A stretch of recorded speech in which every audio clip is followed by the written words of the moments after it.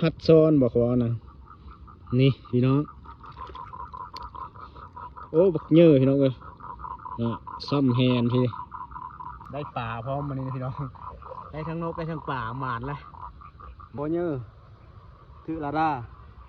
หมานชุดพี่น้องเลยโคตรหมานเลยโศกสองชั้นล้นทับก่อนนะหมานมาถือเลขอีตั้งห้าวันนี้นะจวดพี่น้องเลยหมานอีละพี่น้องเลยมาหานกแต่ได้ป่าพี่น้องเลยนี่นะเฮาเอาลาด้ามาเซิร์นเฮาลาด้านกนะเฮามาเซิร์นนกนกกระตุกนกอีลุ่มนกกวักนะพี่น้องแต่ว่ามัน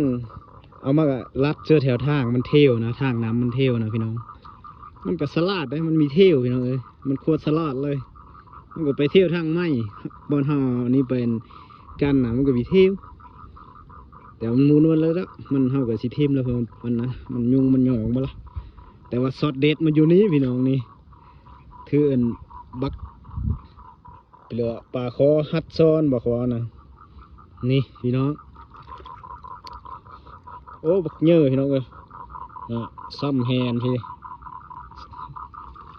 แต่ว่าได้ป่าเสือเอานกได้ป่าพี่น้องเอ้ยเบิ่งเอาขนาดพี่น้อง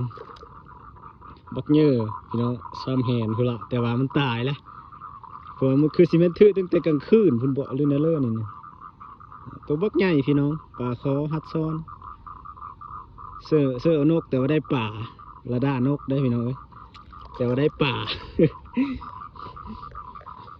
เป็นไปได้นะนี่ก็คือว่าแล้วเนาะมันก็มีตั้งพี่เลยก็มองพี่น้องเอ้ยเอามาเสื้อนับมันก็เป็นมองแล้วเอาไปเทิงเสื้อยางคือเทิงยางคือเทิงนี่ก็เป็นลาด้า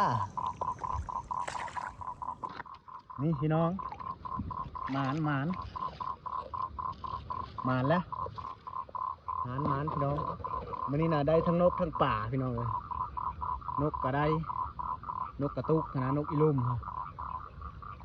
ได้ป่าพร้อมมันนี่พี่น้อง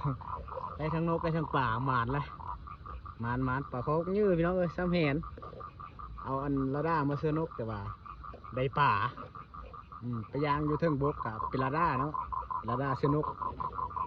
แต่ว่ามาเสื้อน้ำมันก็เป็นม่องนะมันก็ถึงป่าได้พี่น้องยื้อเฉยหมานอะไรพี่น้องเอ้ยหมานโอ้หมานแล้วพี่น้องหมานมาได้แนวกินละโคตรมานเลยพี่น้องโอ้หนาวพี่น้องเอ้ยโคตรหนาวเลยอากาศดิ่นพี่น้องเอ้ยปลดเอาป่าก่อนพี่น้องเอาระด้ามาเสื้อนกแต่ได้ป่ามันอะไรอันนี้มันสิว้าวนี่เลยคือว่าโคตรหมานเนี่ยหนูพี่น้องมันก็โคตรมานแล้วนี่นะ